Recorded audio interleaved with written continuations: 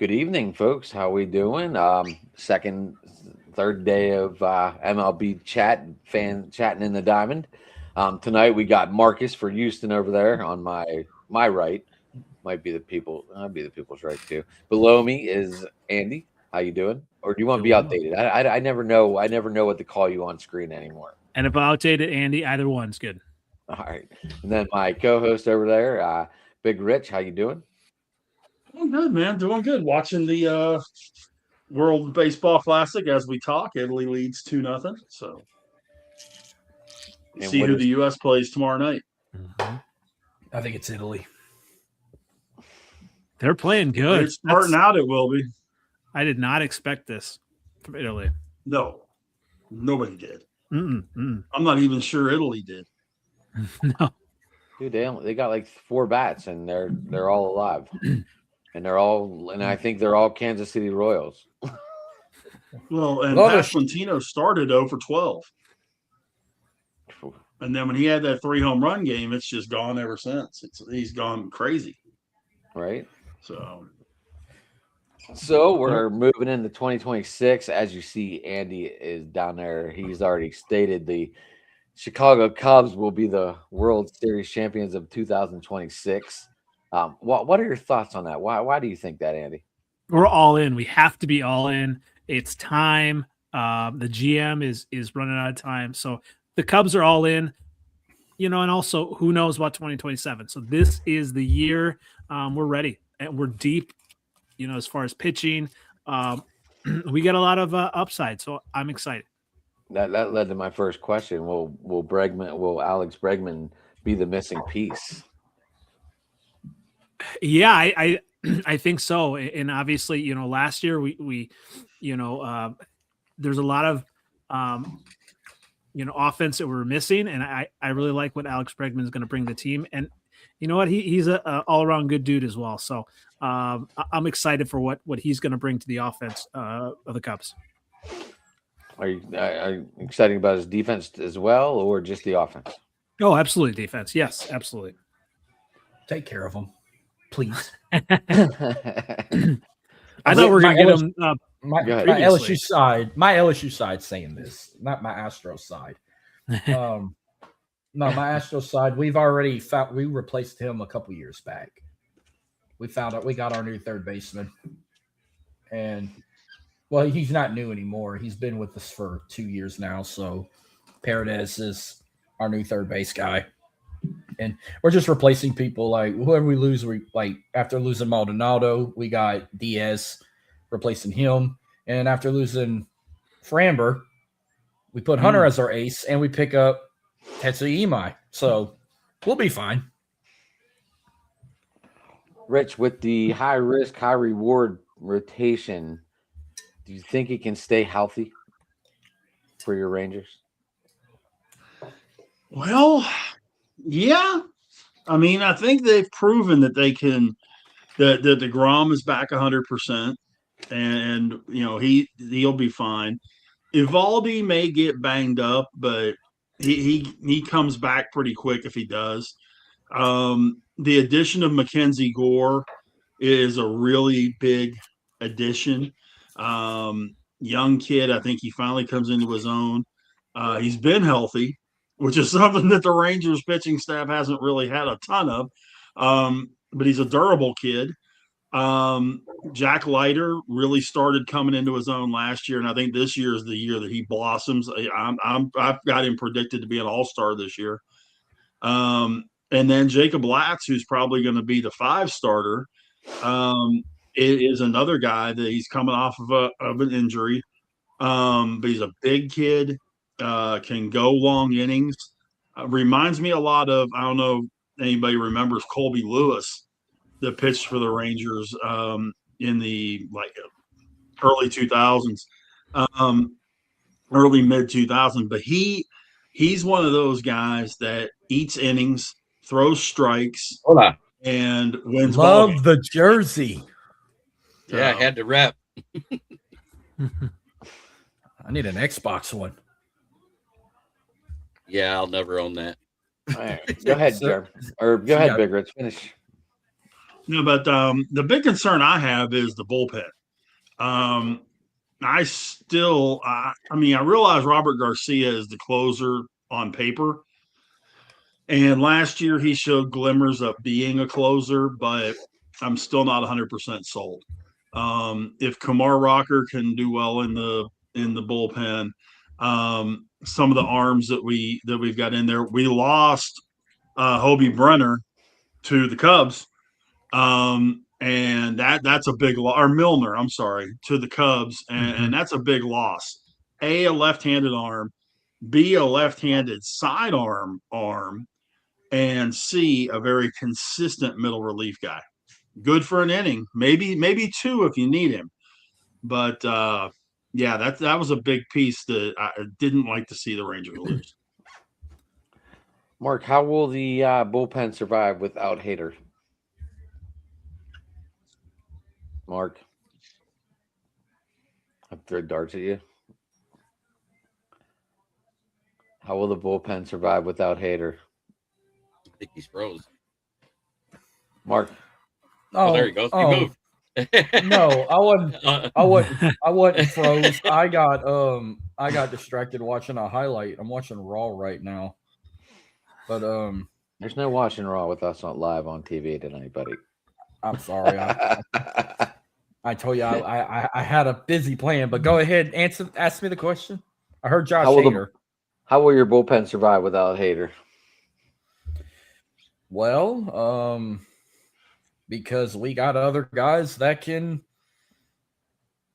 fill the void. I mean, are you talking about a reliever or are you talking about a starting pitcher? Probably closer. A closer, okay. Well, we got a couple of those. Like we got a Hayden Wazitsky, Brandon Walter, Steven Okert. Maybe even if I know Lance was a starter a time or two, but lately there were times he's closed. I think we're good. I think we can be good on closers because after losing Framber to Jeremy, our new ace is Hunter Brown, and he will be starting opening day. I was kind of taking wild guesses who could close out opening day, and I figured maybe like a Colton Gordon might close out opening day because day 2 I got Spencer Argetti starting. Day 3, I got Christian Javier starting. And day 4, I'm going with the debut of Tetsuya Imai, unless they have him as a closer. But I think he could be a starter. I don't know about y'all. I know this is first season, but with the sensation that they say this guy is, I could see him as like let's put the reins on him. Let's see what he can do. We may not start him opening day, but we're going to start him on the final. In my opinion, I'd start him on the final day of the series with the Angels. But okay. Jeremy, Adam. If Eugenio Suarez just went deep, so 2-1 Italy. Nice. Jeremy, go Venezuela. Jeremy, if your Tigers are doing bad at the deadline, are Skubal going to stay? They're going to get rid of him. They're going to sign him. I don't think they get rid of Skubal because as long as they're not more than third out of the division, they feel like they can come back and win it. Okay.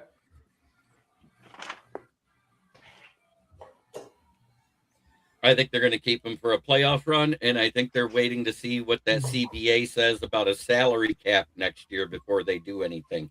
And that's kind of smart because if a salary cap goes in place, nobody's going to be able to give him more than $32 million a year. Okay. Andy, over to you. Can PCA keep it up and sustain his superstar status? Yeah, I absolutely think so, especially, with the additions that they have, obviously, on offense. I absolutely think, he's going to kind of take that next step. I mean, you got Alex Bregman coming in, and obviously have to see kind of what the lineup is. But, I mean, the experience he's getting with the at the WBC, I think, learning from some of the better players and just continue to grow. Absolutely. I mean, I think obviously he came out hot last year and showed that he's a talent and now he doesn't necessarily have to be the guy. You got Alex Bregman, obviously Swanson. Yeah, absolutely. I think he can really settle in and really continue to grow.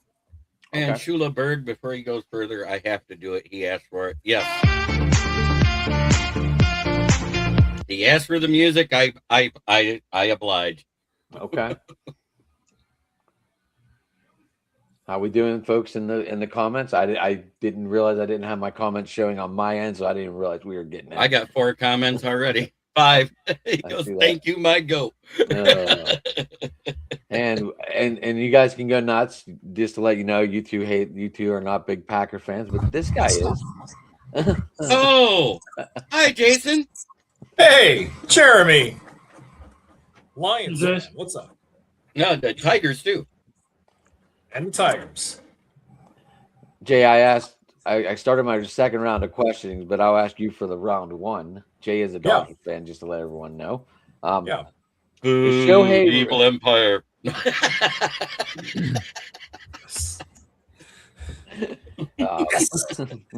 Yes. Is Shohei ready for a Cy Young run? Wow, what an excellent question. Is Shohei ready for a Cy Young run? Adam, I guess the best answer for me to that question is it depends on the workload. It depends on what Dave Roberts, it depends on what Andrew Friedman, and it depends on what pitching coach, just forgot the guy's name now. I'm sorry. It depends on our workload. It depends on if they feel whether or not Shohei is ready to be stretched more than 110, 120 innings. As you guys recall, he didn't get on the bump until shortly after the All-Star break because he was recovering from his second Tommy John surgery. And they were extremely conservative with his workload. Now, with that being said, from what I've seen, they haven't obviously Shohei's played in the WBC, so they haven't had a chance to really lengthen him out in spring games on the mound. But I would imagine that as the season progresses, they will gradually start to work Shohei up a little bit more. So Adam, I honestly, I cannot confidently say whether or not this will be a Cy Young run because I just don't know if the Dodgers right now even feel comfortable with stretching him out longer than what they did last season. Gotcha. All right, Rich, is Josh Smith your long-term second baseman? Probably, but I'm not ultra sure I like that. But yeah, Josh Smith's one of those guys that, for those folks that didn't get a chance to see him play last year, really came into his own. He can play anywhere on the infield. He can play 8 positions. So he actually did catch in high school. So he could but go behind the plate if need be. Is he going to take Marcus Semion's spot? Yeah, that's the way it's sitting at the time being. You're going to see Jake Burger at first, Josh Smith at second, Corey Seager at third, and Josh Young at third. Corey Seager at short, Josh Young at third. I also think that he's probably going to be your leadoff hitter as well as your second baseman.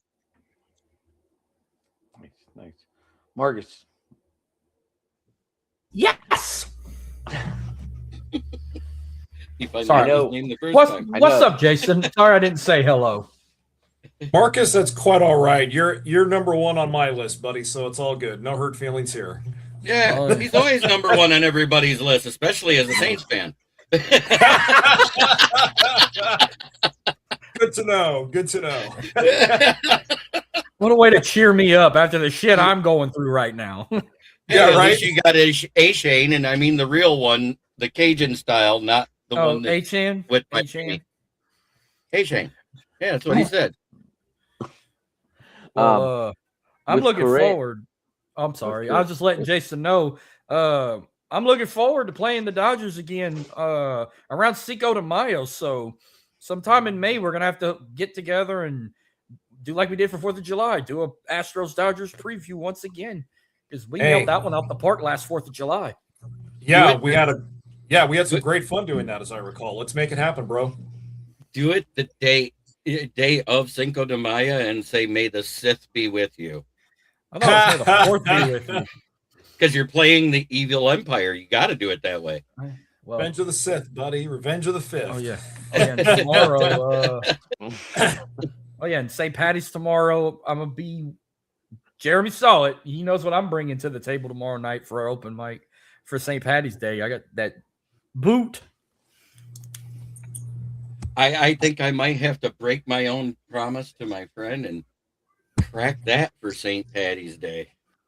What is that? What kind of fireball is that? Oh, it's a Lions. That's the Lions wrap bottle of Fireball. Do we need to do Is that- this again? Is that supposed Jeremy, to do be we a need to- collector's?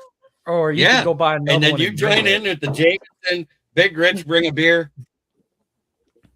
Well, I mean, what's the number one beer you bring if you're going to a St. Patrick's Day party?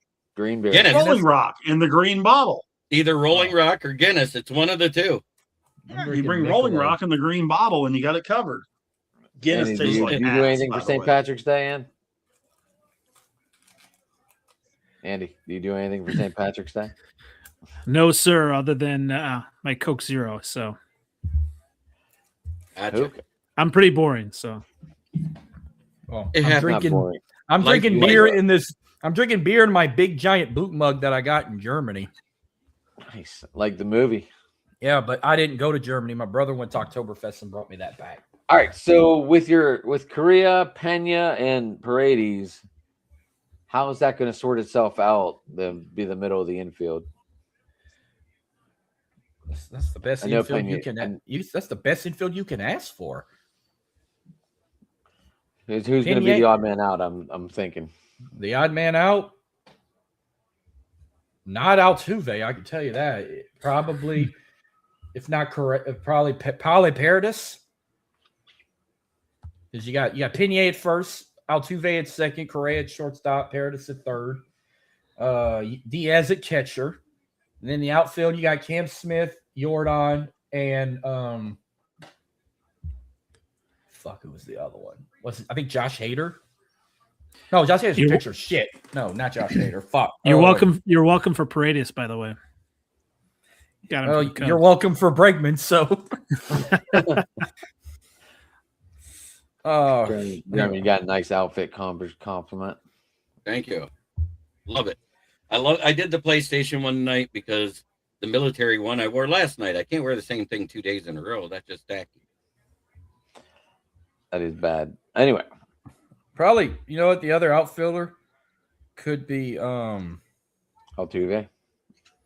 No, Altuve's playing second. No, Jake Myers. That's I was gonna Jake say, I Myers, think you're Cam, thinking of Myers. Jake Myers, Jordan Alvarez, and Cam Smith. That's your outfield. I forgot about Jake.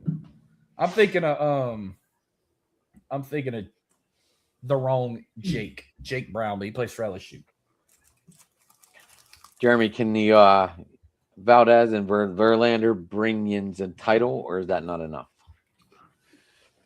The only thing I think we're missing is another power right bat, but Kevin McGonigal might be just becoming that because going 7 of 29 so far with a home run and an OPS of 953 in the preseason versus major league talent sounds pretty good to me. Hopefully he's our starting shortstop and we make Parker Meadows the rotational center fielder, moving Baez to center field, because last year Baez was most productive in center after he played center field for about 3 straight weeks, and then he became Javi Baez again after playing shortstop for 2. If anyone's going to tell you how Javi Baez is, the guy next to you will be able to tell you all about him. Hey, he's probably Yeah. a Cubs fan. Yeah. Yep. I did. I also brought a Bears fan. Jason, What? can Mookie Betts stay a Gold Glove nominee at short? Yes, absolutely he can. The reason why I say this is because I've read several off-season articles written by some very knowledgeable and some very credible Dodgers insiders, and apparently Mookie Betts for the first time really divulged a lot of what happened to him last season, shortly after he contracted that virus that pretty much knocked him on his butt for 2.5 weeks, and he shed more than 15 pounds and lost all that muscle mass. Well, Mookie came into camp this off season, this spring, with more muscle mass, more flexibility. He worked on range of motion, worked on just a lot of basic calisthenics just to get his body built back up. And looking at the way he's been playing so far in spring, granted it's been in bits and pieces, his defense, I think, is still going to remain very solid, if not above solid. Now, yes, I understand that he's in his early 30s. So from a prime perspective, he's no longer in his prime. But Mookie always stays in excellent shape. He always goes out there and he grits it out. And yeah, Adam, I do think he can still play Gold Glove caliber defense at shortstop. I mean, it's interesting in a way because he was the second highest rated defensive shortstop in all of Major League Baseball last season. This is a guy who was previously a Gold Glove winner in right field with the Boston Red Sox and with the Los Angeles Dodgers. And let's also not forget that this is a guy who also played defense superbly well when he played second base for a little bit. Mookie also originally came up in the major leagues as a shortstop. So this is a guy who can seemingly win multiple Gold Gloves at multiple positions. And yes, I think with a new motivated Mookie coming into this spring, I think he's going to do everything he can to stay on the field. I would expect the same from him this season that we saw last year. Okay. Well, I could kind of give you a little add on to what you brought up about Pena, because if you don't know, yeah, Pena's still got a finger issue. But if he's not expected to be back opening day, I can probably see Christian Walker at first till Pena come back, and then Josh Hader. I don't know how bad the injury is. I know he's got an issue with his biceps, but like I said, if he's not back by, I had him predicted to play game 3. If he's not back by game 3, then we'll probably go to plan B and go back on that pitcher's list and see who could, maybe I said Brian Abreu for Friday. So no, maybe Brian Abreu for Saturday. How about that? If Josh Hader can't make it back, then you got Brian Abreu as well, or maybe Jason Alexander. Andy, will Justin Steele fit right back in the rotation, or whenever he comes back in the midseason, or where do you see him coming back to? Yeah, I mean that's the hope, but right now with the depth of the Cubs pitching staff, it's not needed because right now we've got Matthew Boyd, Cabrera, Cade Horton, Imanaga. Now he is obviously has not had a good postseason and start to the spring with his velocity down. Jameson Taillon has also not done well recently. So, and he's our 5th starter. So, but Colin Ray option, and I am really interested to see how Steele kind of comes back, and it sounds like he's doing well. Another pitcher to watch is Ben Brown. He has, there's been good reports kind of, coming from the offseason that he's, really starting to, get back into form. And I see him doing well as well. But, Justin Steele would be a welcome addition. But right now, I think the Cubs starting rotation is pretty deep, obviously depending on Imanaga and Taillon. Gotcha. Rich, is Brandon Nimmo and Andrew McCutchen enough to kickstart this offense? I think they're going to be pieces to the offense. I think that you're going to end up seeing Kutch come on as the 4th outfielder. You're going to have, more than likely, you're going to have Nimmo in left, Wyatt Langford in center, Evan Carter in right, with Kutch and a youngster named Alejandro Osuna. That's your 4th and 5th outfielders. You can use Kutch, of course, as DH. He's hit well since he's come to the Rangers, which I was really happy about. He hit a 400-foot bomb the other night straightaway center field. He hasn't lost the stroke, because if he couldn't put one out, I was really kind of concerned about them bringing him through. But I do. Nimmo is going to be one of those guys that, if you watched him play at all with the Mets, and the Rangers got Nimmo in the Semien trade, but Nimmo is one of those guys that will run through a wall. He hustles every time. He's kind of that constant energy guy on the field, a lot like what Josh Smith is on the infield. So can those guys spur the lineup? Sure. I mean, they can definitely be a spark. But I think it's going to kind of be a group effort this year. I don't think you're going to see one Ranger really exceed, super high numbers in RBI and home runs, except maybe Corey Seager. But I think you're going to see a lot of guys, including Nimmo and possibly Kutch, in that 20 homers, 75 RBI kind of deal. Him, Berger, Smith, Carter, Langford, all those guys can fall right in that, Josh Young even, in that area. But yeah, I think that Nimmo and Kutch both are going to make a big difference to this team. Jeremy, Hey, you're our fashion guru tonight. Sorry, Andy. Go ahead. Hey, I tell you I'm getting what, off. I love it. break. Let's say break up the preseason spring training. Milwaukee Brewers 24-9 over the LA Dodgers. So how about that? I don't care if it's preseason. It's nice to see that.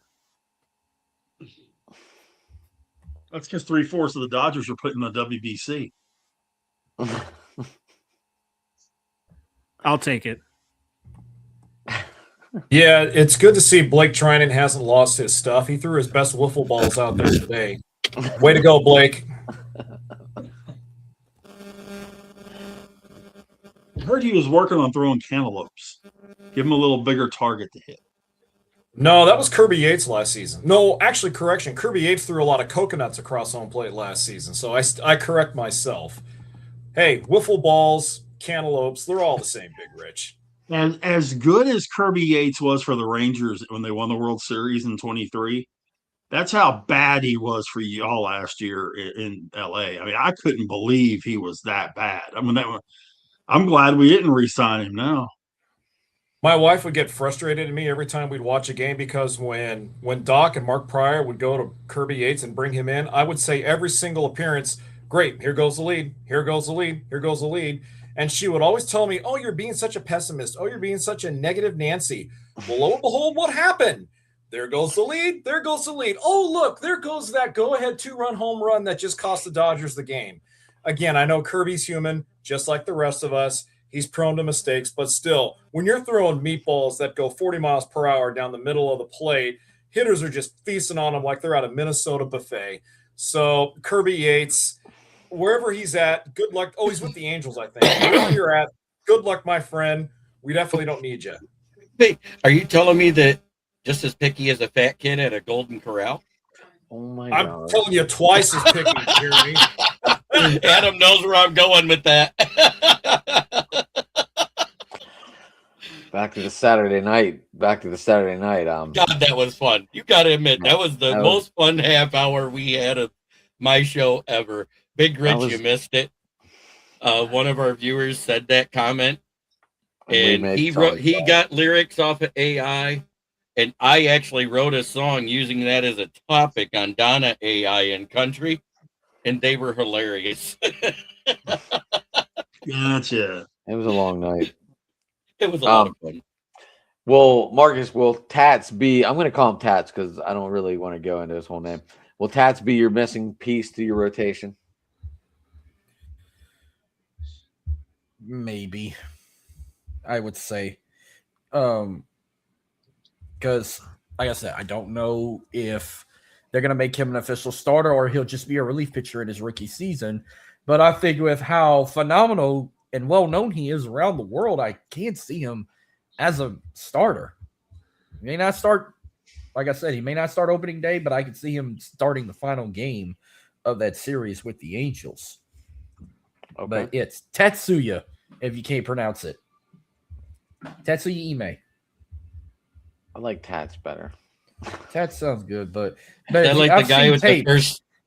The guy with the first name that we call Alphabet with the Steelers, Joe Hinson, with the Pirates, or Pirates, or whatever. He threw a ball. He threw a 95+ mile an hour fastball. I don't think I've ever seen no one I can recall outside of Nolan Ryan throw one that fast. Well, how fast? 95 plus.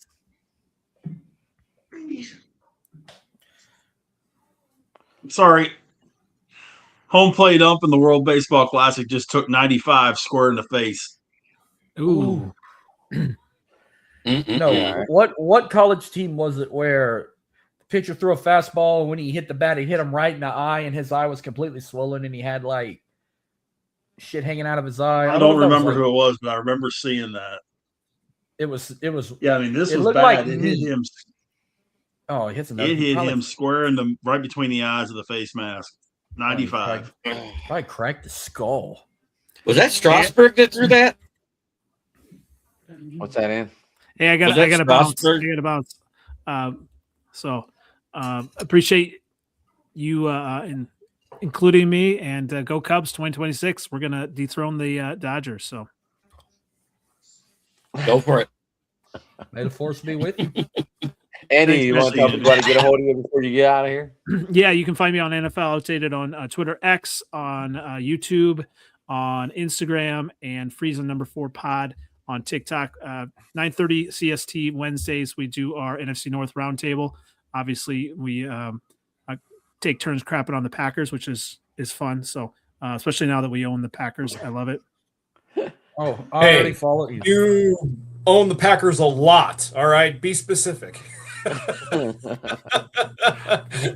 I have fun on Twitter if you follow, so it's definitely a lot of fun. So, well, I just realized we do follow, so we good. NFL Outdated. Do you follow Smoking Jeremy on X?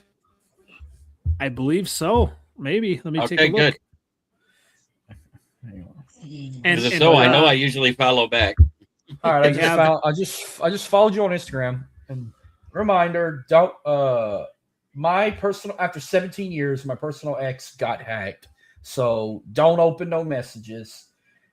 If you want to be in contact with me, just follow my other page on the go_TXLA. But it's time for a change. Changes are good. All right, thanks guys, appreciate it. Yes, and Andy, have a good one, buddy. I just followed you, Dan or Andy. Thank you, sir. I'll follow back. So you got it. All right, and I'll double check mine. I think I did follow him, and I think we've been following. I got a big change coming, so I'm just gonna probably keep that as it's gonna be my personal and the shows for all the above. I'm just gonna have one account; it'll be that one, but a name change coming. Other good shit coming. No, this my personal one. Yeah, I changed my name, but on the go though, this was the name since I created it. But now I'm gonna change it up because I'm starting something huge. I'm starting my own. Well, it's not starting. I've had this network for 20-something years, but I'm gonna collab it with podcasting and Driving to the Top Productions because On the Go, which is a part of Driving to the Top Production, will also be an associate with this entertainment network. And I got a brand new wrestling podcast coming, and again, Rich will be a part of it on. I never had one, but Rich will be a part of it on live streams. Anytime we do predictions or whatever, it'll be live. But other than that, a lot of it's going to be audio from me. Awesome. Getting back into things. You want to hear the name of it? Sure. The Cajun Turnbuckle Podcast. Now that's not bad. I like that. I like it. Something different. Gotcha. And there you go. First audio. I'm gonna review. It'll be 25 years of the greatest WrestleMania of all time, and I'm bringing a guest on, and we're going to go back and rewatch and review WrestleMania 17, which was the greatest WrestleMania of all time, and it happened in the Astrodome. Since I'm talking Astros, greatest WrestleMania ever. It happened 25 years ago in the Astrodome. No, this was Austin Rock Hell in 2. the Cell? No, this was Austin Rock 2. This was TLC. TLC. Vince and Shane. The Gimmick Battle Royal, which I don't understand why they had to do that, but Bobby Heenan and Mean Gene on commentary made it better. Taker Triple H. Angle Benoit. What else happened? How many times I watched Actually, that? Taker Triple H won because there ended up being 3 of them Mhm. at WrestleMania. I'm shocked you didn't go to that Mania. If I was old enough to drive myself, I would have went. I'm Only talking about this WrestleMania was I back ever in seen 3, was Hulk Hogan versus Andre the Giant. and you got to see Steamboat and Savage, Mm-hmm. and you got to see King Kong Bundy and a bunch of midgets. Yeah, that was funny as hell. What else? You got? Oh, you got to see Piper and Adrian Adonis. What else? You got to see Alice Cooper hang out with Jake the Snake Roberts And Hacksaw when he Jim fought Duggan. Honky Tonk. When he fought Honky Tonk Man. I have my own nickname for him, which I will refrain from saying online. Okay. I take it you're not an Alice Cooper guy. No, Alice Cooper's fine. I'm talking about the Honky Tonk Man. Oh, Elvis on Wish. Oh, Or the Sheik would say, "Honky Tonky Man." The Slunky Dong Man. I was all about Hacksaw Jim Duggan. Ho! With that 2x4. Mm-hmm. Ho! Oh Yeah. yeah. My Hey, family I was- got to do that on the air with him one time. They were doing a show in Waco. I got to Awesome. interview Duggan, Now, and at the end of every interview he does, he tells the person that you got to do a hoe with him. So I got to actually do one of those hoes with Duggan on air. That was I pretty got cool. I got to do When it in front of him at a Walmart, which is still Nice. Hey, that's even better. The fact you did it in front of a Walmart is classic. My best Hacksaw Jim Duggan story is he watched Action Smash at Demolition shove me out of the way when all I wanted was their autograph to go into the Flint IMA here. And he was there in Junkyard Dog, and they helped me pick up their rented Pontiac 6000 and set it so the transmission was on the curb.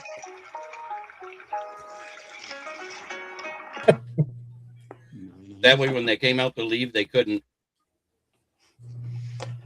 WrestleMania 13 was my favorite, says Mad Ginger. no, 13 wasn't bad. Brett and Austin's submission match. Yeah, Yeah, as long as nobody says 9, we're okay. Or 9 might 11. be the worst. or 6, or 11, Jason. or 2000, or 27, or even Pandemic Mania. Oh wait a minute, or 42. It ain't even happened This yet. one's gonna suck, Oh, dude. I I understand. This one's gonna suck. By the Oh, yeah. way, I need to get your take on this. They had to take the belt off. of Lightning Drew McIntyre. lightning strikes twice, so Mania in Saudi might not even happen next year. So should they give that to New Orleans or give it to Indianapolis since they've been promised one as well? No, Indy Detroit. was promised 28. Indy's been promised. They're supposed to have Royal Rumble and WrestleMania in 28. And Indy. they already had Rumble. They still got and they're getting a SummerSlam. Yeah, and maybe then SummerSlam and Mania in 28 are going to Indy. Well, I But was no, you're told- right. I mean, all this crap going on, there is no conceivable way with any kind of a right mind they're going to send all these people to Saudi Arabia for WrestleMania. No freaking way. So I was also told the Wait, 3 they were Detroit? guaranteed, Yes. they were going to give them every other year. Like they had the Rumble in 25. They were supposed to get SummerSlam in 27 and WrestleMania in 29. So, but it could change. But, The reason why Detroit hasn't had a WrestleMania in so many years, Jeremy, I can tell you exactly why. Because they have Because 28,000 seats less than what they used to. It's because of what the people who run the stadium are asking for in a rental fee. They're asking for almost 8 figures in a rental fee. But they'll And pay it for WWE said, "To hell SummerSlam, with but they'll pay it for SummerSlam, but not WrestleMania. Tell me how that makes sense. They're not charging them that much for SummerSlam. They didn't charge them that much for SummerSlam, which is Jason, where WWE and TKO said, "No, we'll pay you what we paid you for SummerSlam. We're not going to pay it for WrestleMania." and right So- now they can't even sell tickets again because I think right now they've only sold 30,000 for a 70,000 seated stadium. I think they just broke 40 the other day, but still, it's a 70,000 seat stadium. We're literally a month out. And usually it's sold out by like December. oh yeah, Well, yeah, you're right. I have this is for Rich. They better fix this now, or I know he'll go on a rant whenever we get to Mania week. But the What? fact that AJ's going in the Hall of Fame, he better be the first ballot Hall of Famer for this class, and not Stephanie McMahon. I'm pretty sure AJ's not going Stephanie's to be the already headline. They might say Stephanie for I don't- last. Oh, why? They're going to make She Steph got- the headliner. As She much don't as have a- I she would better love not for have my guy to be, as much as I would love for AJ to be the headliner, but I mean, realistically, they're breaking rules anyway for him to get in this quick. Mhm. So, I think it's pretty kick ass that he's going in this quick. Is there something The, wrong with the him? one other thing you got to think about too is that I don't think he's officially done. I still think there's a one more TNA match left in him. As long as you don't go to AEW. He would Right. own AEW. Look at fucking Ronda Rousey. She's now in AEW. Yeah, I know. Well, She was a waste of prime natural resources in WWE, so it don't matter. well, did you go to WrestleMania 32 or 38 in Mhm. Dallas, or you didn't go? I did. Yeah, I was at 38 when he fought Edge. According to CM Punk, on his showcase in the video game, he believed that if he didn't go away for almost a decade, he probably would have faced AJ at WrestleMania 32 instead of Jericho. And you think that'd have been better than Jericho? Oh, Punk AJ? Absolutely. Um, Absolutely. If you ever get a chance, and I'll try to find it. I'll try to find the link for you. Back when TNA Wrestling used to do those weekly pay-per-views, CM Punk was in TNA at that time. And there are matches of a very young CM Punk against a very young AJ Styles. And they tore the building up then. I can just imagine what it would have been like 10 years later. I thought maybe they would have fought in Ring of Honor, not TNA. I don't think they crossed paths in Ring of Honor. I don't know. Jason, go into a 6-man rotation. What are your thoughts? Well, if they do go into a 6-man rotation, it's not going to be at the start of the season. Blake Snell is probably going to miss the first month of the regular season. What a shock there. So with that being the case, looking at the Dodgers' projected rotation coming out of spring, Yamamoto was already named the opening day starter earlier today, so he's going to be their number 1 coming out of spring. Then you have Glasnow as 2, Ohtani your 3rd starter. Roki, for better or worse, will probably get the number 4 spot in the rotation, and the number 5 will probably be up to grabs for either Emmett Sheehan or even if River Ryan, who's had a really good spring, somehow makes the cut. I don't think he will, but at any rate, if they do go to a 6-man rotation, Adam, it's going to be later in the season. And with Snell being injured yet again, that shoulder apparently is really bad. So there's no telling. I mean, he's slated to miss the first month of the season, but the Dodgers are absolute experts at bullshitting the severity of their injuries. Now, obviously, they're not at liberty to disclose the seriousness of their injuries anyway. But the point being is that with their pitchers, especially, whenever they say, well, a guy's going to miss 2 days, he ends up missing 2 months. When they say a guy's going to miss a month, he ends up missing a year. So, that 6-man rotation will come into play, but it won't be till later in the season. Cool. Rich, I know you talked on it, but who will close? At the start of the year, it's going to be Robert Garcia. If something happens that he fails,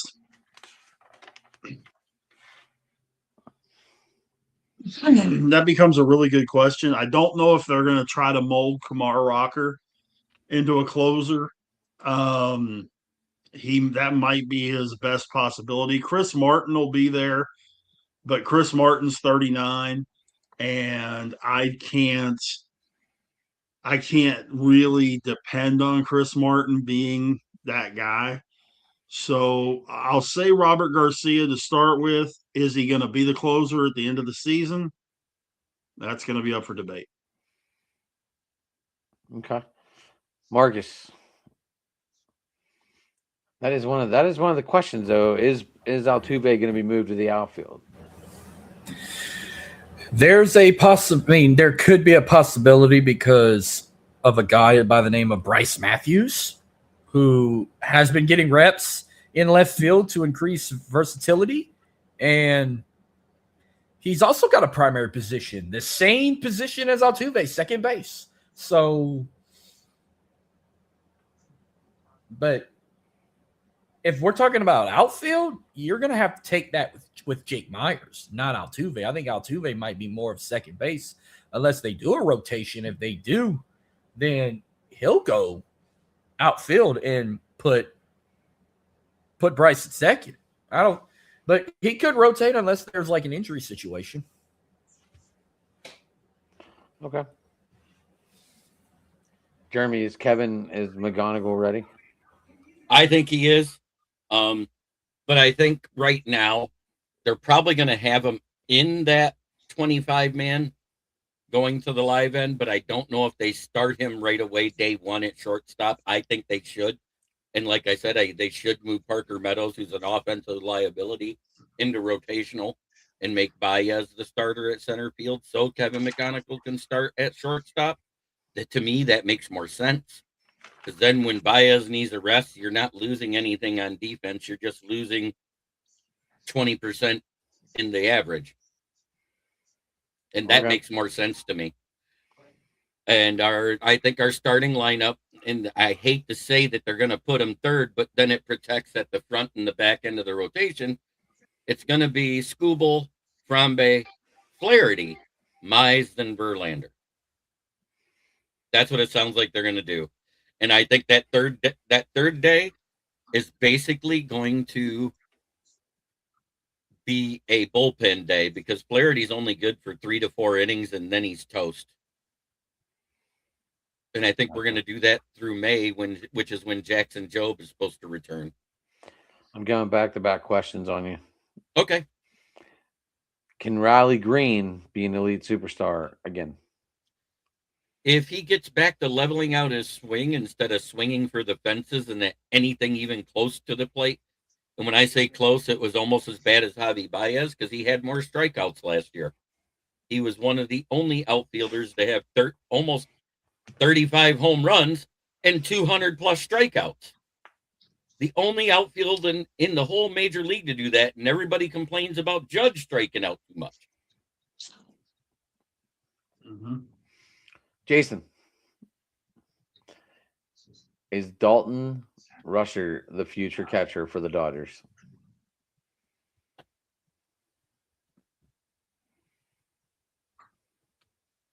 Sorry about that uncomfortable pause.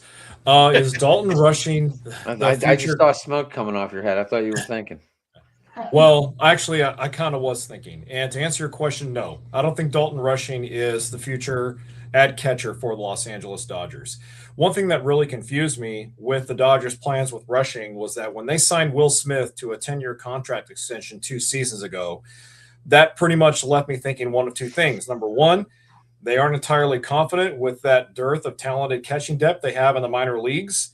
And number two, they had more, obviously Smith fit more into their plans of win now than win for the future.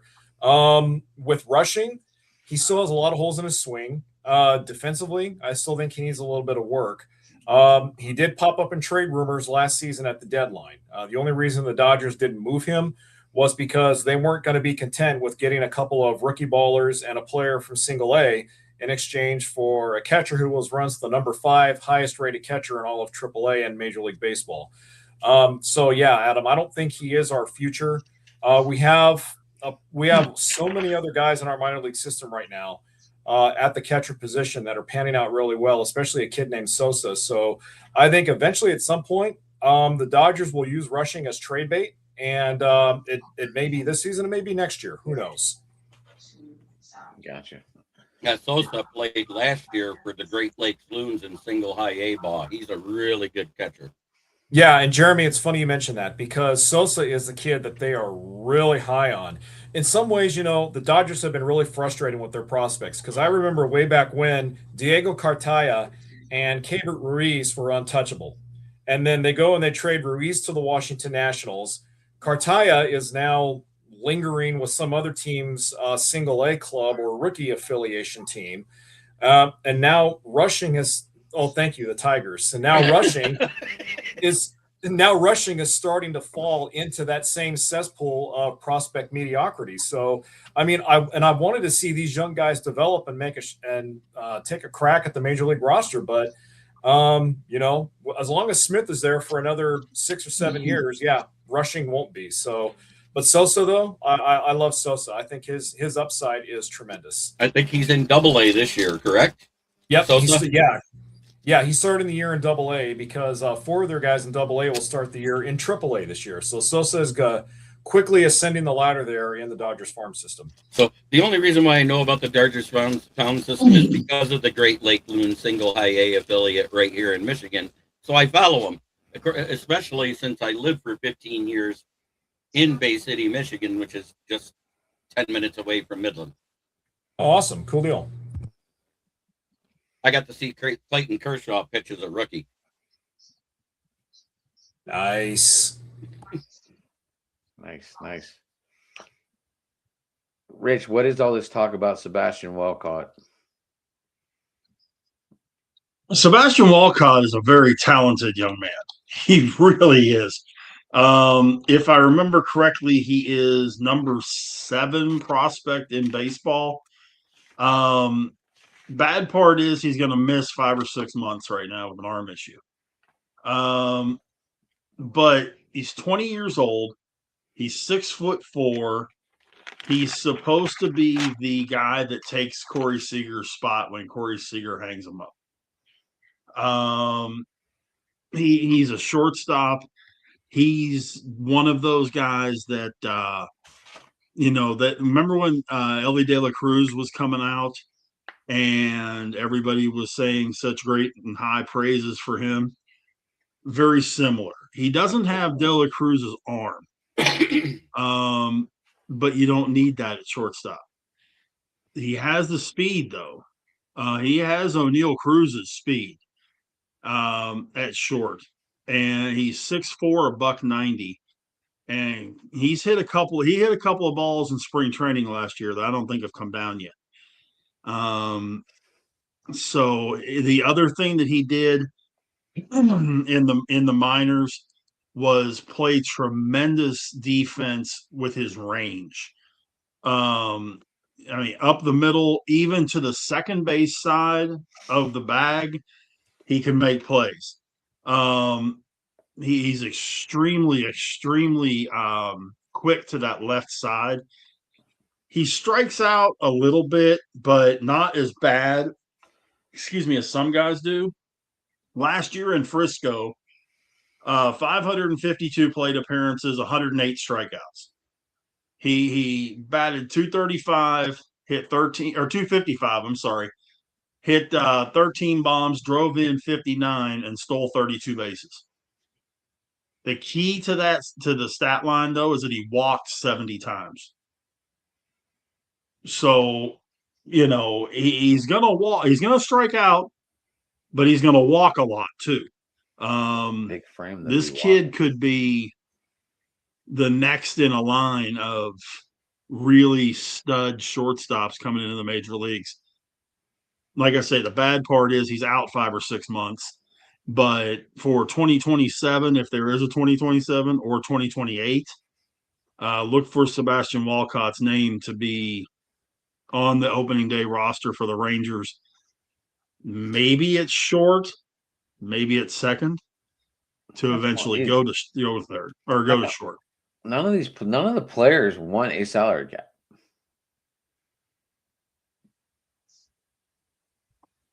Nope.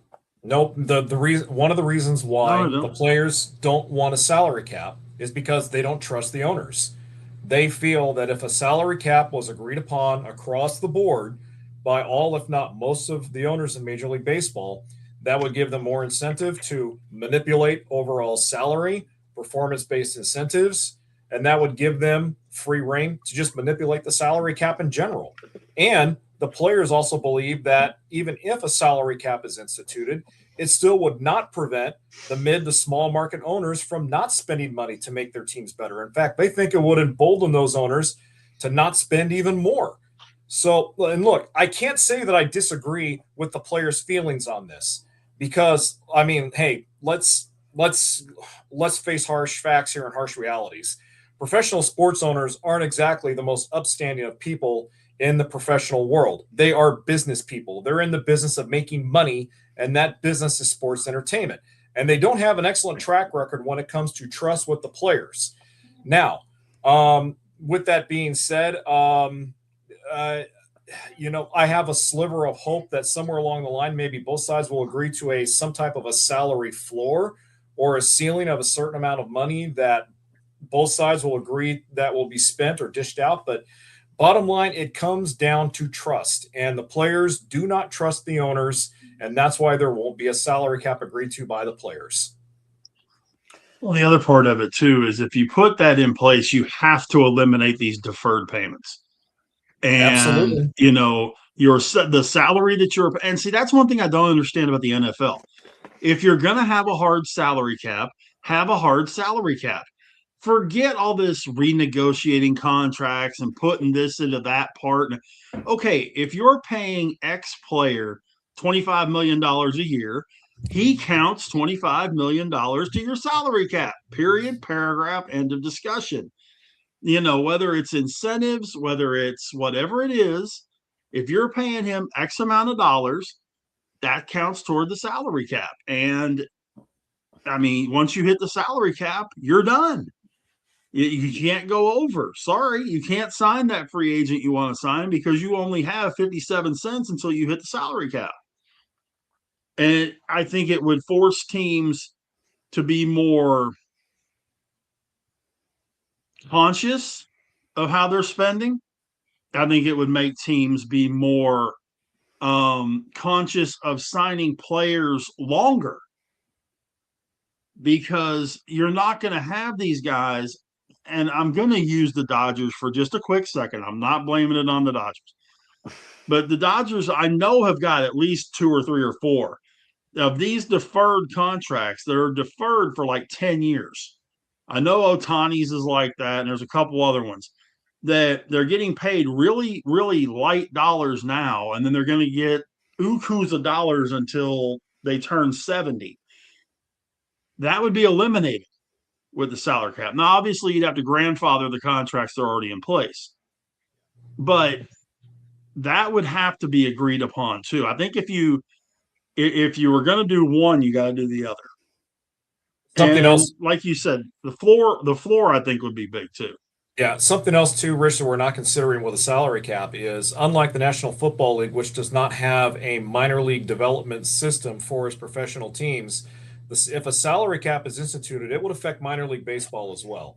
It would have because let's remember, minor league players now are represented by their own union, which means they now are able to negotiate for higher pay and wages for themselves, better health benefits, so on and so forth. And if a salary cap is instituted across the board in Major League Baseball, what affects one affects the other. And so the minor league game would be affected by this as much as the major league game.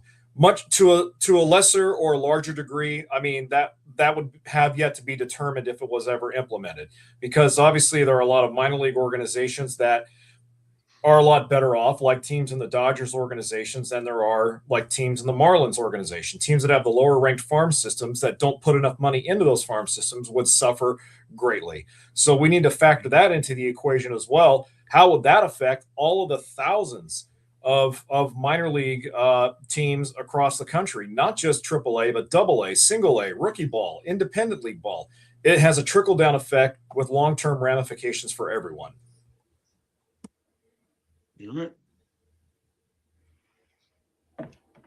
Anyone else on the salary cap? Yeah, I agree. I think they need to go salary cap.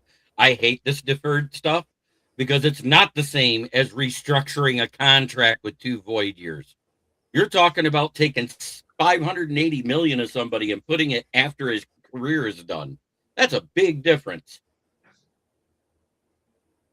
It's a big difference, but you know what, Jeremy? As the current CBA is constructed, it's all within legal limits, meaning Right. that But if what the owners are talking about doing gets voted in, and there's a majority of them doing it, about stopping that, specifically being a part of it, and not allowing a grandfather clause, you guys will be in trouble.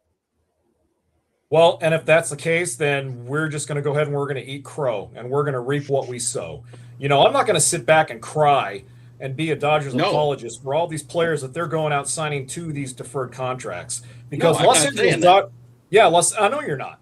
In Los Angeles Dodgers baseball was irrelevant for a very long damn time. From 1988 until 2011, they were pretty irrelevant. And also in 2012, when Major League Baseball forced Frank McCourt to sell the Los Angeles Dodgers, they were on the verge of being owned by 29 of the other teams in Major League Baseball. Think about that for a minute. The Dodgers. This is one of the most historic and recognizable professional sports organizations in history. The Dodgers, guys. That should not have happened. They almost went the route of the Montreal Expos. And look, you guys know, overall, I am a huge baseball fan. I love the game, and I love competitive balance as much as everybody. And yeah, I'll be honest with you. While I love the Dodgers spending, while I love them going out and getting the best players available to stay a competitive and consistent winner, I do want to see other teams have the ability to go out and sign the Kyle Tuckers and the Shohei Ohtanis because I want to see that competitive field broaden a little bit. But hey, you know what? After experiencing a lot of irrelevant Dodgers baseball for a long time, I'm content to be the villain. I've already taken a number of black eyes, figuratively speaking, for being a Dodgers fan. So I say, bring it on, White Shadow. And all the ironic thing is, there's no guarantees we're going to three-peat. There's no guarantees that we're going to become the first team since the Oakland A's of 72, 73, and 74 to go back to back to back. And that's the great thing and the beauty of this sport. You just never know. You can go out and spend all the money, and yet you can still finish in last place. My rant is over. Yeah, I hear you. You're absolutely right about Frank McCourt. I'll reply to that. He was a crook. He was as shady as he did because he was maximizing as much profit out of that team as he could by keeping that payroll low. He was the reason why you guys sucked. And in '88, he got rid of Oral Scherzizer. That was the start of it. Well, the Dodgers' payroll was consistently high under Frank McCourt, Jeremy. The problem was he and his wife, his ex-wife, were using it as their own personal slush funds. Right. They were taking lavish vacations on posh private planes. He put 3 of his sons on the team's payroll, and they didn't do a damn thing for the team. And they were getting paid an X amount of dollars for doing nothing. Jamie McCourt had $180 nail and hair salon appointments 3 or 4 days out of every single week. They rented limousines. They threw lavish parties at their Beverly Hills mansions and the other home that they owned in Boston that they used team payroll for. At one point, the Dodgers' payroll under the McCourts was so bad that the concessionaires actually had to agree to consent to basically a rent-to-pay system where the Dodgers had to take out some kind of an extra loan in order to pay their concessionaires. That's how bad it was at one point. I'll jump in this one for a minute. I know the Astros ain't one of them because I think their salary, I think they're over the $200 million mark for the salary cap. I think theirs is like $228 million. But who are the 4 teams that are dedicating over $300 million? There's 4. I know Dodgers, Yankees, mark. Red Sox. Dodgers, Yankees, Red Sox, Cubs. Yep. Okay, so it's 4 big. And we're in the top 10, and that was because of the arbitration with Skubal and picking up Framber, Valdez, and then the Verlander contract. The 3 of them combined put us over the top. Yeah. Astros are 11th, but even though he's not with them no more, they said their highest paid player was Bregman. He was. We're not dead last, guys. We broke 100 million this year. The Pirates. Hey, I'm impressed. Miami is the last ranked team. Miami's last. They're at 7. We haven't been dead last for a while. Come on now. We've been at least 28th or 27th. Come on. Yeah, I mean It's the Marlins. It's both of the Florida teams, really. It's the Marlins and then it's the Rays, right? Well, no, I thought it was the Marlins and then the. Well, where's the Guardians? I know the Guardians are under 100 million too, but unless they're like third Guardians, lowest. I think we're at 86 million. No. It's Pirates are 97. over 100. No, the Guardians. I thought they were 97. I thought they were at 86 million. But wait, There's only two teams under 100, and that's Cleveland and Miami. Cleveland is 99.6. Here's the noise I don't plan on hearing in the end of March. The snow plow. We got a lot of snow out there today, boys. I was in a t-shirt. I was in a t-shirt this morning. Then all of a sudden I was in a sweatshirt, and then all of a sudden I was covering my face from snow.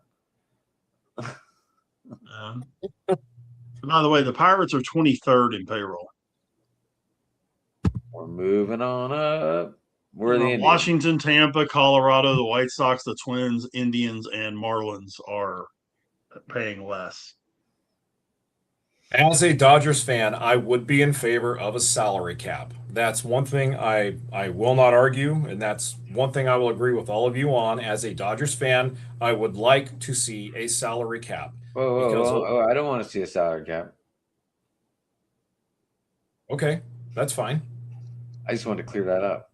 I like seeing people reach. Thanks for clearing that up. I mean, if you're good at this sport, you deserve to get paid. Well, hey, look, I'm not trying to backtrack on anything I just said. I do overall, I do feel that just the spending across the board with MLB, it has gotten to the point where eventually this bubble is going to burst, and if it does, it's gonna look bad for everyone. So, but hey, Adam, I'm with you, man. I'm also not feeling bad for my team going out and spending money to get the best teams on the roster to stay competitive. And I give Mark Walter and Andrew Friedman and Stan Kasten all the credit in the world. When they bought this team in 2012, they said from day one, we are in this to win it. It took them a long time to do it. Okay, they didn't win their first World Series since 2020, and even that one is considered a hack World Series because it came during COVID. But the point still being is that it took them a while to build this consistent dynasty in the making. It didn't just happen overnight. No. By the way, a little update. Top 7, 2 outs. Michael Garcia just hit a single in the left, driving in lead run. 3-2 Venezuela. Acuna, runners at first and third. Acuna's at third. So Venezuela up in the top of the 7th with 2 outs. There you go, Jeremy. I really wanted to see U.S. play Italy. I really did. I mean, still could happen. You never know, but it still could. But Michael Lorenzen's on the mound, so God only knows how that's going to work out. All right. Hey, at least Lorenzen can still swing a solid bat for a pitcher. The only problem is he's throwing the ball, not hitting it. Oh shoot! Okay, sorry, I got confused. And your current hitter, the best hitter in Major League Baseball. Luis Arias. Arias. Are you watching it, Rich, or are you watching it on computer? No, I'm watching it. I'm watching it and doing this. I've been watching it and doing this. So I know this. I didn't know if you were watching. When everybody said DR was going to win Saturday night, what did I say? Not a chance. Well, I mean, I wouldn't have gone as far as not a chance. I picked the U.S., but no, but I said not a chance. The U.S. is winning. I said U.S. was going all the way. Going into the tournament on paper, those were the 2 best teams in the tournament. Mm-hmm. DR and the U.S. So, I mean, 3-1 to Arias, by the way. 3-2, he just fouled one back. But anybody want to make bets he doesn't strike out? Hell no. Arias don't strike out. Did anyone? He's like Tony Gwynn when it comes to that stuff. So I'm gonna change the subject real quick. They just announced the NBA expansion will take place. So they got approved. So Vegas and Seattle's probably we know what Seattle's getting back. Vegas, we're gonna figure that out. But here's the thing: since they're expanding it, they're gonna divide the conferences again, but only one is gonna switch to East or West, and they don't know. They're gonna still make a vote on it. Either Minnesota is gonna move to the East, or Memphis is gonna move to the East. Everyone wanted New Orleans to move to the East, but no, New Orleans is going to stay in the West. And now instead of 5 teams in each division, they're going to have 4 teams in each division. So Pelicans will still be in the West with all 3 Texas teams, but we don't know what's going to happen with Memphis. They're going to move east and be with I don't remember. I remember how they showed it, but if Minnesota gets moved to the West, they're going to be in a division with the Denver Nuggets, the Jazz, and one more team. I forgot. I think it was the Suns. Isn't Minnesota already in the West? They're already in the West. Yep. Something like that. By the way, line drive single for Arias. It's now 4-2. Well, one of them's gonna be in the West with Utah, with the Jazz, the Suns, and the Nuggets. One of them's going to be with them. It makes the most sense to move Memphis to the East. Moving Memphis makes the most sense because then you put them with Atlanta and Atlanta and probably Indiana and because Orlando, Chicago. No, or they showed the one East division supposed to be the Heat, the Magic, the Hornets. And I think the other one might be Memphis if they move to the East, or it could be the Wizards. I also did read a story, Marcus, kind of piggybacking on what you're just saying, that once the expansion has been agreed upon, and we're assuming Seattle does get a team, that the Oklahoma City Thunder said that they will cede all of the records and the likenesses of the Seattle Supersonics to the city so that when they start their expansion team, they can be known as the Sonics and they can keep those records intact in Seattle rather than staying attached to Oklahoma City, which major props to the Thunder. I mean, the Thunder organization didn't have to do that. They could have been complete a-holes about that. But that's also that's including that 1979 NBA final. They'll get that back too. Yep. Yeah. The only title they won with Lenny Wilkins as their head coach. Slick Watkins, I think, was their point guard or their shooting guard. But yeah, I think that's kudos to the Oklahoma City Thunder for doing that. That took a lot of moxie and I think Clay Aiken is still their owner. So that took a lot of moxie for them to give those records and the likeness and the colors back to the city. Good for them. They should have. Amazing what he's done since. I'm sorry, it's only right. It's only right. I think they only did that because they won one on their own and they don't want to have credit for something they didn't win. So it's like, hey, we'll give you this title back if you let us keep this one. Since we won it in our city with our colors, we'll give you the 79 one back with your whole franchise and records and everything. And we'll even let you have your acknowledgement as well. And that's why in the NFL, I disagreed with what they made Tennessee do. Because it was the same owner, he moved the whole team. They should not have had to give the Oilers logo back or anything to that city because they ran them out by not building a new stadium.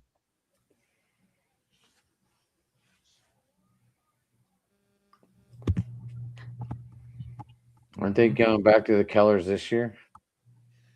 They can't use the Oilers logo or the Oilers name. The city sued and won it. They can use the colors, just not the logo and name. Yeah, look at the Houston Cougars and Rice. They've gotten bashed by making those throwback blue jerseys and chanting "Love You Blue," even though they just colored the UH and all that the baby blue. They didn't throw the Derek in there. It's because they took the blue and they said "Love You Blue" in one of their tweets.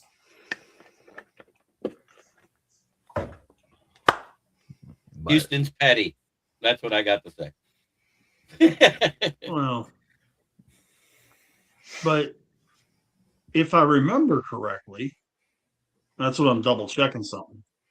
It didn't sell till after. Yeah, the Sonics left. The Sonics left for the same reason. Because Seattle wouldn't get them a new stadium. Right. Yeah. So Don't this The start in Seattle's- 28 or 29, the expansion? It starts at 28 or 29? 28. 28. So 2 more years. But using the same logic, I mean, Houston wouldn't build them a stadium, so Bud Adams moved the team. Seattle wouldn't build them a new stadium, so their owner moved the team. And then sold it See where immediately. Huh? And then sold it immediately because it isn't the same owner with the Thunder. It was within 3 years. No, I understand. It No, I didn't understand. sell. It didn't sell at Tennessee till the original owner passed away. You know what I'm saying? There's a big difference there. He didn't want to give up the Oilers name, and they fought and won. That was my point. When the owner moves all of his players, and that's all it did. All they did was move the players. If you remember right, they didn't even get an expansion draft that year. They just No. moved the whole team, and they had to do a walk-on tryout for their practice squad. Yeah. I know. I was in Tennessee at the time. I did not know that. All right. Well, anything else, boys? I'm about done. I'm about ready to get out. Let's see. I got We're an early week, day tomorrow. 1 week and 2 days away from opening baseball for everybody, and 1 week and 1 day till the Yankees open up versus the Giants, right? I am off. Uh, I am off the Friday after opening day, so I will be drinking a few cold ones when I watch the Astros and the Angels opening day. Nice. Might get me some I like maybe making a turn for the better and the worse at the same time. My only day off might be Mondays. God, it's supposed to be 26 fucking degrees tomorrow. I know, 24 here. It's supposed to be 93 degrees where I'm at tomorrow, guys. I'm sorry. I only got 3 letters for you, and that you can figure out what the I words got are. an even better one for We you, got Jason. fishing, Jay. Hey, It was 92 here yesterday. The low tonight's going to be 32. EAD, Nice. and it does not mean Dodger for the D. Yeah, it's 47 where I'm at, and it's gonna be 38 when I wake up in the morning. But yeah, thanks, I need to Jeremy. give me I some. already figured it out. But Love you. I need Crawford. I need Crawford Bach for opening night. Like I said, I was in a t-shirt this morning, then a sweatshirt, and then a face cover because it was Oh, snowing so bad.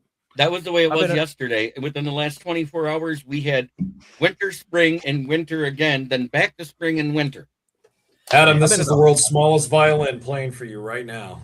I've been in a hoodie all day because it was so windy over here. I thought I was in Chicago all over again. The wind was. I'm going to be picking the up first out one here. to check out of here, guys. Yeah, It was a go ahead. pleasure. It was a pleasure being on here talking ball with you guys again. I love it immensely. For those of you who don't follow me yet, feel free to follow me on X/Twitter at DodgerJason. And before I leave, I just want to give you guys a recommendation on something to watch on Amazon Prime. I just finished watching the documentary on the old ABA called Soul Power. Wow, what a great documentary. There was a lot of stuff in there about the ABA that I didn't even know about. I mean, I knew Rick Barry and Julius Erving and those guys played for the ABA, but there was information in there about teams that I didn't know existed, about how the ABA eventually became what it was and how it met its untimely demise. But if anyone wants to watch a really good documentary, it's on Amazon Prime. It's called Soul Power. Again, it's about the ABA. Highly recommend it. It's outstanding. Great interviews with Rick Barry, Julius Erving, all the other greats who are still alive from that era. A forgotten but a great bygone era of professional basketball. So thank you, ABA. Soul Power, great documentary. I highly recommend it. And with that being said, I'm out. Love you all, guys. Peace out. God bless. We seen you tomorrow night. Before you Jay? run, before you run, Yes. still got one spot left. We got one spot Okay. left in our fantasy baseball league if you want in. I will let you know tomorrow. I promise. Okay. Okay. As far as open mic, not sure, Adam, 50-50. I'll let you know tomorrow whether I can hop in or not. All right, cool. You know Okay. where we'll be. Just jump in. Okay, will do. You guys take care. Mike? God bless, and see you on the flip side. Later, man. All right, man. Alrighty. See you later. I have a show I can recommend. If y'all want to watch something hysterically funny, go on Peacock and watch Ted Season 2. Oh, it's finally on Peacock. Yeah, and let me tell you, this season was 10 times better. I don't know who the best character is. Might be Maddie. I never watched it, so I don't know. You got to watch Ted. The All movies right. were great, but the series, holy shit, you're gonna die laughing. It sucks. I gotta wait 2 more years for 8 more episodes because you know they're gonna drop season 3 eventually. It's been so right. successful. So, Marcus, with your Twitter down, how do people get a hold of you now? The only X I got left is my on the goes one at _TXLA. But like I said, next week it's getting a makeover. A change is coming. But as of right now, it's still under on the go _TXLA. I'm still on Facebook and Instagram. I still got those. Still got the same YouTube channels. But the second longest social media account I had has passed away, and I'll post the obituary soon. I just sent you a picture on Messenger, Adam. Do we need taps and stuff for it, Marcus? Yeah, I need bouquets of flowers. I was in the sad was I was in a fucking donut. I was in a donut shop when this happened. I get a message from myself to the on the go thing, that spam message that everyone gets. All the And then I look at Will you vote for me? Yeah, like, oh fuck. I said that out loud in front of everybody, and then I go click on it, it was gone. Like I go to double tap to switch to my personal account, it wasn't there no more. It's gone. And I got the email saying that the X people can't help me. So I'm like, well, fuck you then. Mm-hmm. You got any shows this week, Mark? Oh yeah. So if you don't USA click on wins, the message. do That's not the click thing. on the You message. do not open it. Do not click it. What you do immediately is delete it. As soon as you see anything that says, will you vote for me, t.com. Number one, anything from Telegram does not come out t.com as a link. Right. By the way, if you ever, I'm pretty sure this is common sense, but if you ever click on any link that can lead to a virus and you get them pop-ups saying clean device, do not click on that shit. Nope. Go delete your entire browser and go to somewhere else and click remove. If something looks suspicious, you remove it. And make sure your fucking McAfee thing's turned on. Or make sure you're still or under your coverage. AVG or your Knox or whatever you have, make sure it's on. This is bullshit. When all this happened, I go click on McAfee. It expired on the 8th, and this happened on the fucking 15th. So I had to renew my subscription. I had to pay money. Gotcha. It sucked. But no, if USA wins tomorrow night, I will definitely do a show. But I think I'm gonna still do a show either way because I got to talk about this NBA league expansion. I got to talk about Louisiana Tech having 20 fucking football games next season under 2 conferences. The Savannah Bananas were in New Orleans this weekend. Tickets must have been cheap as a rock because I tried to go watch them in Houston and they wanted to charge $400 a ticket. In New Orleans, they were having $35 tickets, and damn near half my hometown was over there. So I'm going to talk about the Savannah Bananas being in New Orleans. Is there a professional team in New Orleans? No, that's why. The difference is the professional ball field you're paying for. And the other part of it too is that what is it now? Dakin Park only holds 35,000. The Superdome holds 75,000. So you have a lot more supply to go along with the demand. And they wanted to charge an arm and a leg when they came to LSU. And you had to be on a request list. Where in the Superdome it was freaking easy to get, and I'm like, man, I should have went to that shit. I could have easily got a ticket for that. I've always wanted. They're like the Harlem Globetrotters of baseball, and I enjoy it. I've watched videos of them and seen highlights. And we had Jackie Bradley Jr. is on their team now. They had 2 shows. They're quality ball players. I mean, night 1 they had Tyler Shuck as a guest. Tyler Shuck got the crowd hyped up. Night 2, Drew Brees popped in and got the crowd hyped up and played a little bit and did his little pregame huddle with the team where Tyler Shuck threw a long touchdown pass to one of their players, and they took a big ass group selfie as a touchdown celebration. It looked pretty awesome. And I'm gonna talk about LSU. I'm gonna be talking LSU. They got knocked out the top 25. Their defending national champs are no longer in the top 25. And the frickin' Raging Cajuns are the number 1 baseball team in the state right now. Yay. Well, everybody, you can find me at KCB Sports Network, where I have a show that I do with Adam, occasionally Big Rich, whenever he wants to show up on Saturday. I know you had something going on, but I get it. But Jamie Malloy and Boston Paul will be there as well. Yeah, we ended up with a full crew anyways. It just took a minute for everybody to get in there, and it was a lot of fun. And like I said, just remember, if you're picky, try not to be as picky as a fat kid at a Golden Corral, and I'll leave it at that. I'm also doing a show Saturday to recap the second round of March Madness. Speaking of picks, just remember one very important thing. You can pick your friends and you can pick your nose, but you can't wipe your friends on the couch. That's all I can tell you. But anyway, you can get me on Twitter. I got Adam What radio station taught you that one?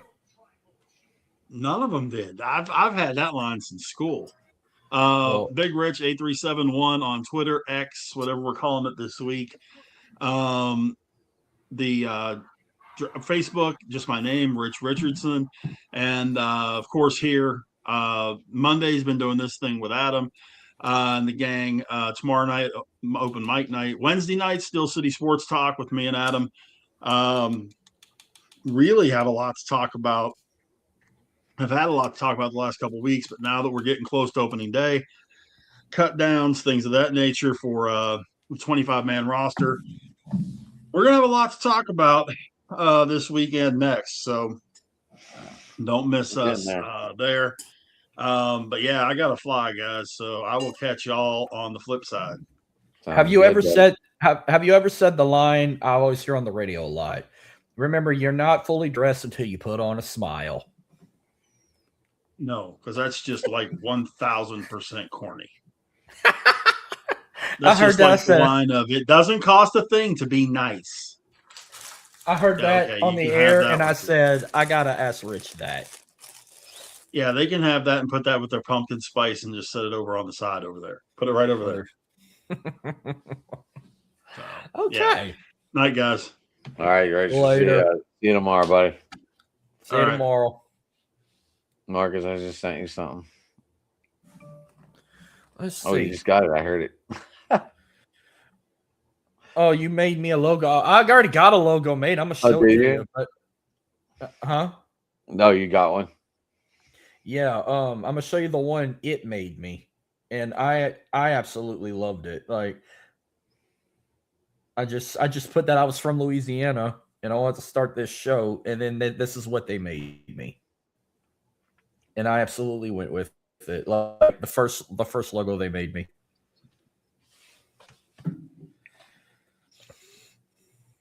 All right. So you can get me at Driving to the Top Productions on YouTube. You can get me at That Sports Talking It on Twitter. It's like the same one, ain't it? I'm just missing the. No, mine got a fleur-de-lis and a crawfish, and my turnbuckle post is his microphones. Oh, that's sweet. That's sweet. You can get me at Driving to the Top Productions, at Sports Talking It on Twitter, guys. Like Rich just said, we got all these shows lined up this week. Check them out at 9 o'clock. And yeah, I don't know if we're doing a bracket or not. I think the show went well last night. Did it go good, Mark? Oh yeah, me, Jason, no, me, Jeremy, and Dylan did our brackets. We all predicted the first round, and then we did our fantasy, like who we believe is going to go further and win it all. I had my final four: Houston, UConn, Michigan, and Arizona. And I think we're going to get an all Big 12 national championship. And Houston finally wins their first natty, and they beat Arizona, the team that cost them their regular season, winning 5 regular season conferences in a row and back-to-back Big 12 tournaments. So that's my final four. And then I did a women's. My final four is UCLA, Michigan, UConn, and South Carolina. But I got UCLA and UConn in the national championship, and UCLA wins it all. For the women. For the women.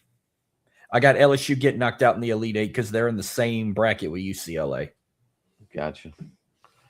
All righty, guys. Well, hey, thanks for all the comments over there, guys. Thanks for tuning in. Everybody, we'll see you tomorrow. See y'all tomorrow on St. Patty's Day. Wear your green and get your beer.